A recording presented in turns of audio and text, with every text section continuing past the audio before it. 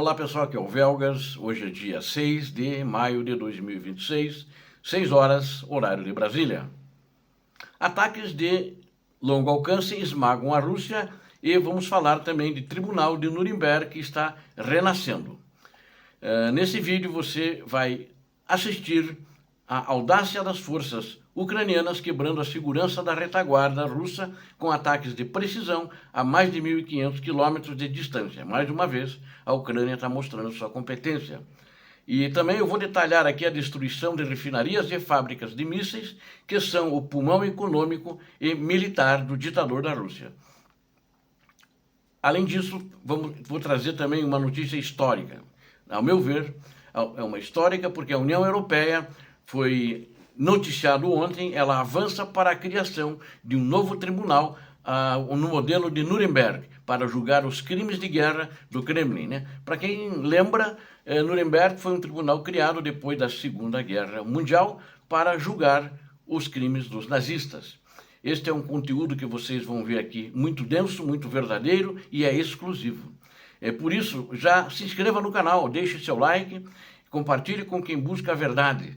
E não se esqueça, é importante compartilhar também. Deixe também seu comentário. Gosto de ler seus comentários, nem sempre consigo, por questão de premência de tempo, responder a todos, mas na medida do possível eu procuro responder a todos. A guerra na Ucrânia atingiu um novo patamar de profundidade e de precisão, que está desestabilizando os alicerces do poder no Kremlin. As forças de sistemas não tripulados da Ucrânia, em conjunto com o Serviço de Segurança, SBU, e as Forças de Operações Especiais ucranianas, executaram uma manobra devastadora contra a infraestrutura estratégica russa. O alvo dessa vez foi a refinaria de petróleo de Kirch-Nefteorgzhynsk, que fica na província de Leningrado, uma das 3 maiores de toda a Rússia.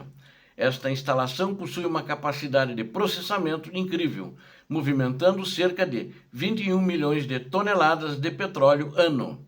A operação foi cirúrgica e utilizou drones que percorreram essa longa distância de mais de 1.500 quilômetros para atingir 3 unidades de destilação a vácuo e atmosférico. Estas unidades são o coração do processamento primário e a sua destruição interrompe diretamente o fluxo de combustível que abastece a máquina de guerra russa. Além da refinaria, uma estação de bombeamento próximo também foi atingida, provocando incêndios que puderam ser vistos a quilômetros de distância pelos moradores locais. Ou seja, a região da província de Leningrado estava pegando fogo. A mensagem do SBU foi clara e direta. Cada barril de petróleo vendido é um recurso para a continuidade da agressão e nenhuma empresa que apoia a guerra passará despercebida. Enquanto os céus de Leningrado ardiam, outra operação simultaneamente no mesmo horário acontecia ontem também na República da Chutvatia, mais especificamente em Cheboksary. Lá a fábrica de defesa de mísseis de cruzeiro, chamada Progress, ela foi alvo de um ataque dos Flamingos, mísseis Flamingos ucranianos de longo alcance, uma tecnologia ucraniana que já demonstrou o poder de alcançar mais de 1.500 quilômetros também. Esta fábrica voa muito rápido, é vital para o Kremlin, pois produz componentes de navegação e receptores GNSS para os mísseis Calibre e Iskander, além dos drones Shahed. O presidente Volodymyr Zelensky, ele confirmou que estes ataques fazem parte de uma estratégia para neutralizar o setor de defesa russo dentro do próprio território da Rússia. A retaguarda profunda da Rússia, antes considerada segura, não existe mais, diante da evolução tecnológica das forças ucranianas, o que está deixando a Rússia atônita.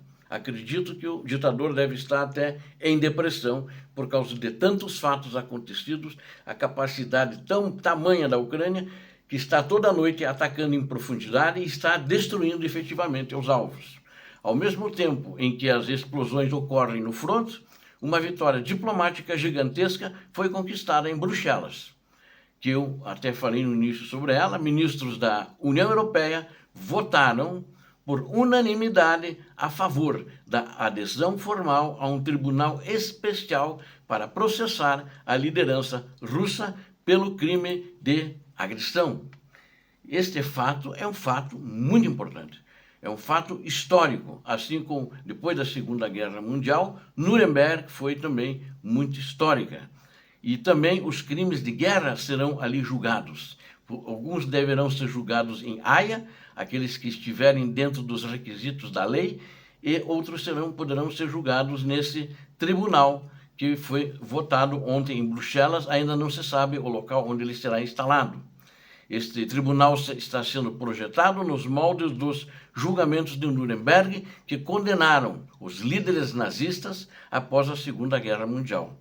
A vice-chefe do gabinete do presidente Zelensky, Irina Mudra, afirmou que esta decisão marca a transição para a fase final de estabelecimento institucional do tribunal.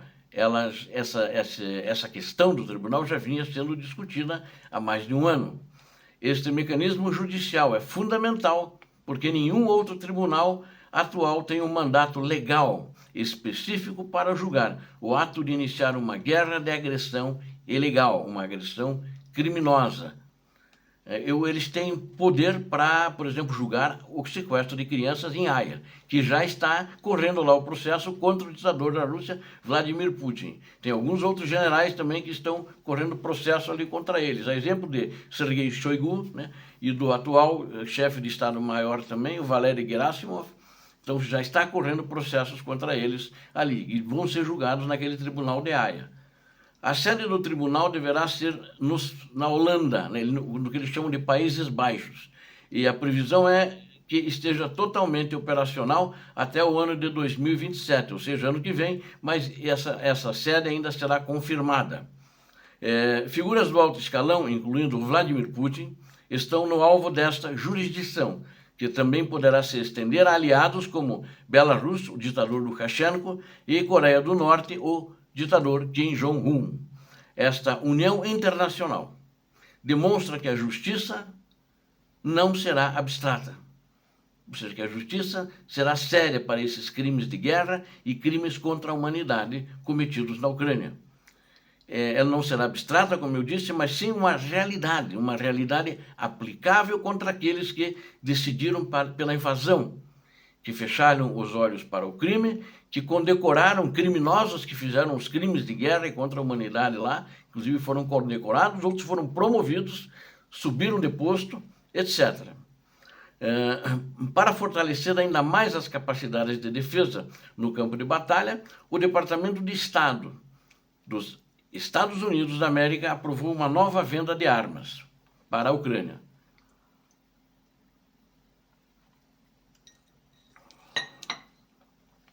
O pacote está avaliado em 373 milhões de dólares, quase 400 milhões, né? E é focado em tecnologia de precisão. O ponto central desta venda são os kits GDAM, que transformam bombas comuns em armas guiadas por GPS de alta precisão. Foram solicitadas mais de 1.500 kits de cauda que permitirão à Ucrânia atingir alvos com margem de erro mínima, basicamente a margem de erro de meio metro. Se essa bomba atingir meio metro do alvo, o alvo já era, mesmo em condições climáticas adversas. A Boeing será a principal fornecedora desta tecnologia, que aumenta significativamente a robustez da defesa aérea e a capacidade de contra-ataque na Ucrânia, que a Ucrânia fará contra a Rússia.